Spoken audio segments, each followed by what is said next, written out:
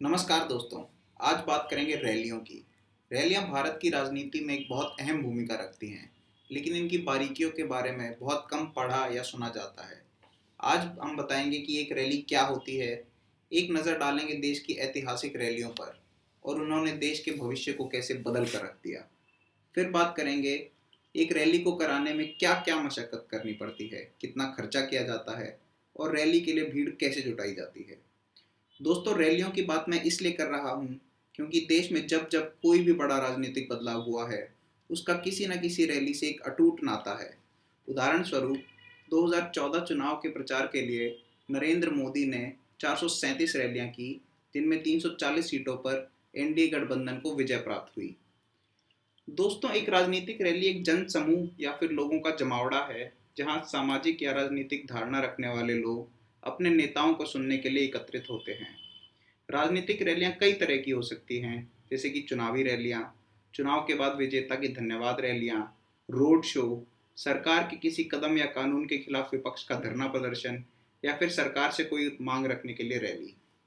एक राजनीतिक रैली आम जनता के लिए हो सकती है, जिसमें सभी वर्ग आमंत्रित हों, या फिर एक रैली किसी विशेष वर्ग को टारगेट करने के लिए भी हो सकती है, जैसे कि महिलाएं, युवा, जाति विशेष इत्यादि, teacher, worker, student etcetera.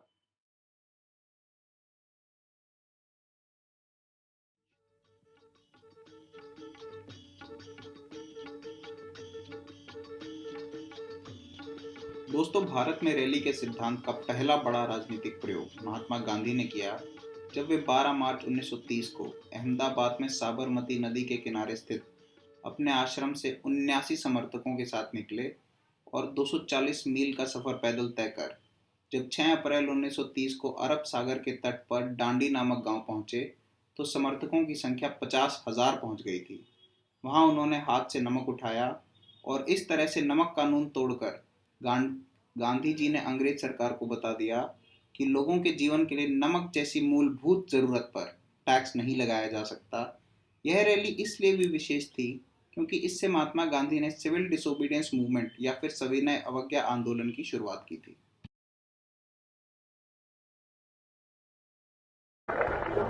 Junagadh का तो फैसला हो गया, अभी उसमें कोई चीज बनने वाली है नहीं। यूनो में जाओ, दुनिया पार जाओ, उसमें कोई चीज नहीं बन सकती, वो तो हो गई बात।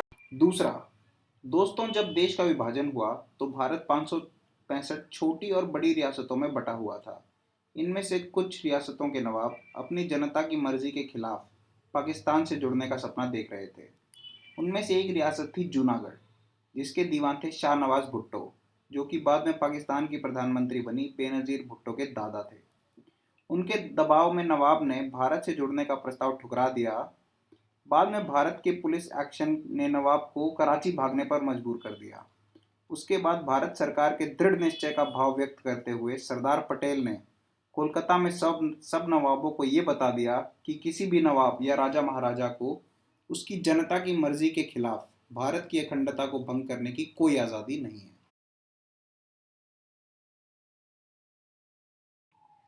उसके बाद आते हैं 70 के दशक पर, जिसमें भारत ने जाना कि आपातकाल या फिर इमरजेंसी क्या होती है। क्या आप जानते हैं कि इमरजेंसी लगाने के बड़े फैसले के पीछे 1975 में जेपी के टोटल रेवोल्यूशन या फिर संपूर्ण क्रांति आंदोलन का हाथ था। 1975 में जेपी के आह्वान पर 20 लाख लोगों ने पटना के विख्यात गांधी मैदान में इकट्ठा होकर इंदिरा गांधी, जी हाँ, देश के इतिहास में आयरन लेडी कहे जाने वाली इंदिरा गांधी को ये बता दिया कि सिंहासन खाली करो कि जनता आती है। इस रैली में जनता का मूड देखकर इंदिरा गांधी को लगा कि सत्ता बचाने का आखिरी उपाय इमरजेंसी ही है।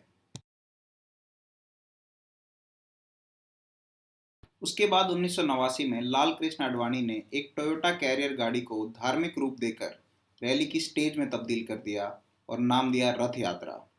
इस रथ यात्रा ने बीजेपी को राम मंदिर आंदोलन की सीधी सीधी लीडरशिप दे दी और 1989 में बीजेपी की सीटें 2 से बढ़कर 86 हो गई। उसके बाद 1992 में बाबरी मस्जिद ध्वस्त कर दी गई, 1993 में मुंबई में बम ब्लास्ट हुए और धर्म ने भारत की राजनीति में एक सेंटर स्टेज ले लिया। दोस्तों, आज अगर देश के अधिकतर राज्यों में बीजेपी की सरकार है, तो इसमें उस रथ यात्रा का अहम योगदान है। उसके बाद 21 मई 1991 में चेन्नई से 40 किलोमीटर दूर श्री पेरम्बदूर नामक गांव में पूर्व प्रधानमंत्री राजीव गांधी की रैली होनी थी। लोकसभा चुनाव नजदीक थे।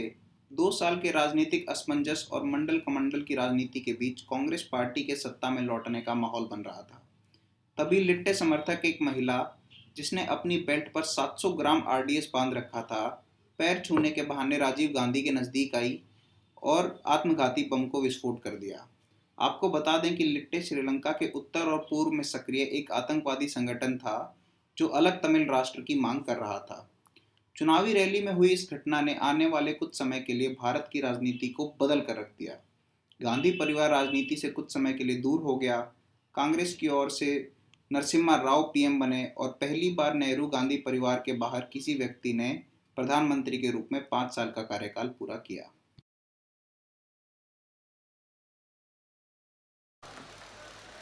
उन्होंने अपील की अन्ना जी से कि आप अनशन समाप्त करके अब इस देश को एक नई दिशा दीजिए, एक राजनीतिक विकल्प दीजिए।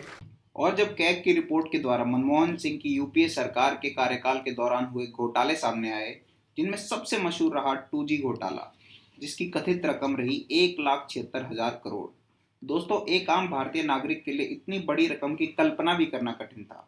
इन घोटालों से परेशान होकर अन्ना हजारे के बैनर तले अरविंद केजरीवाल, किरण बेदी, प्रशांत भूषण जैसे ब्यूरोक्रेट्स ने अपने राजनीतिक भविष्य की कल्पना की और जन्म दिया इंडिया अगेंस्ट करप्शन नाम की मुहिम को।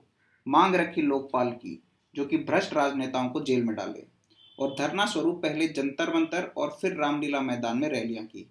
दोस्तों, वो बात और है कि बाद में अन्ना हजारे को किनारे लगाकर अरविंद केजरीवाल ने आम आदमी पार्टी का गठन किया, चुनाव लड़ा और पहली बार 28 सीटें लेकर कांग्रेस के समर्थन से सरकार बनाई।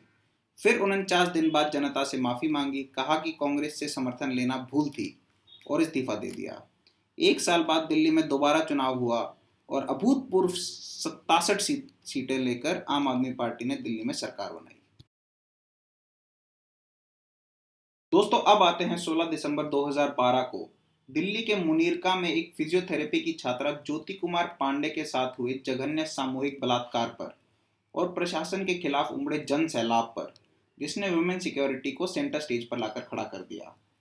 इस घटना से आक्रोशित होकर पूरे भारत में और विशेषकर दिल्ली के इंडिया गेट और पार्लियामेंट के बाहर लाखों युवाओं ने इकट्ठा होकर सरकार को यह बता दिया कि वुमेन सिक्योरिटी की जिम्मेदारी से सरकार पैर पीछे नहीं खींच सकती। परिणाम स्वरूप भारत सरकार ने पूर्व chief justice of India JS Verma की अध्यक्षता में कमेटी बनाई। उसने मात्र 30 दिन में रिपोर्ट दी और सरकार ने क्रिमिनल लॉ अमेंडमेंट एक्ट 2013 लाकर बलात्कार के लिए फांसी की सजा का प्रावधान बनाया।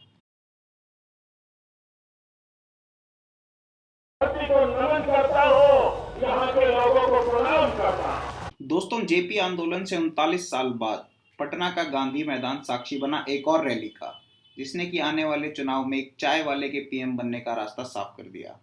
2014 के चुनाव में 30 साल बाद भारत में किसी पार्टी को एक स्पष्ट बहुमत मिला।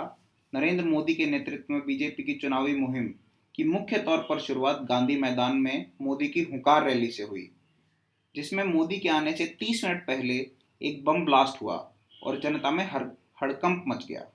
मोदी की सिक्योरिटी ने उन्हें सुझाव दिया कि वो रैली में न जाएं, लेकिन मोदी नहीं माने, गए और पाकिस्तान पर बोला कि जब तक देश में बम धमाके होते रहेंगे तब तक दोस्ती के लिए बातचीत नहीं की जा सकती। पाकिस्तान पर मोदी का एक सर के बदले 10 सर लाने वाला ये रुख जनता को पसंद आया और मोदी के 7 RCR पहुंचने में इसका एक बड़ा योगदान रहा।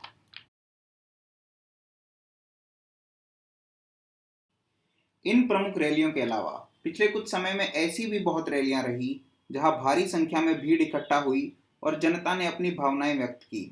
उनके कारण और परिणाम चाहे जो भी रहे हों, उनमें से कुछ उल्लेखनीय हैं। आरक्षण की मांग को लेकर जाट, मराठा, गुज्जर, पटेल इत्यादि जाति समूहों के आंदोलन। ये जाति विशेष के आंदोलन कई बार उग्र भी हुए। इन उदाहरणों के विपरीत 22,000 किसानों ने नासिक से मुंबई शांतिपूर्वक मार्च करके यह बता दिया कि मांगों को व्यक्त करने के लिए हिंसा की आवश्यकता नहीं है। इसके अलावा जयललिता, बाला साहब ठाकरे की मृत्यु पर श्रद्धांजलि देने के लिए लाखों की भीड़ उमड़ी। 2011 में 28 साल बाद क्रिकेट वर्ल्ड कप जीतने पर खुशी व्यक्त करने के लिए लोग सड़कों पर उतर आए। 2017 में जब सुप्रीम कोर्ट ने तमिलनाडु में सांड के मशहूर खेल जल्लीकट्टू पर यह कहकर प्रतिबंध लगा दिया कि यह एनिमल राइट्स के खिलाफ है, तब चेन्नई के मरीना बीच पर लाखों विद्यार्थियों ने इकट्ठा होकर सरकार को मजबूर कर दिया कि वह कानून लाकर सुप्रीम कोर्ट के निर्णय को पलट दे।